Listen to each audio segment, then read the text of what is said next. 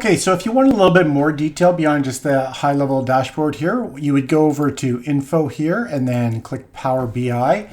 This is going to produce a number of the standard produced dashboard reports that I've put together. You can put together any number of reports you want. It's pretty standard Power BI at this point. So here we go with the overall program dashboard. Like all of the reports, you can select just specific work groups, or you could select all of the work groups that this applies to. So I'll go with all, and also the reporting level. Similar stuff. You can select which level of reporting you want. So I'll go with all.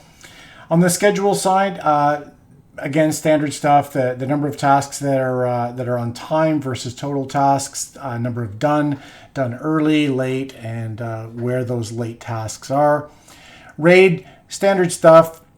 Number of activities per work group here, and we've got the oldest task is 250 days. When you hover over anything, you get a little more detail. So for example, finance has 3 risks here, average age 203 days. Same goes for open issues as well. On status, we've got a couple of things here. We can look at all the different statuses, or we can select the latest period. So in this particular case, I've just done the last period.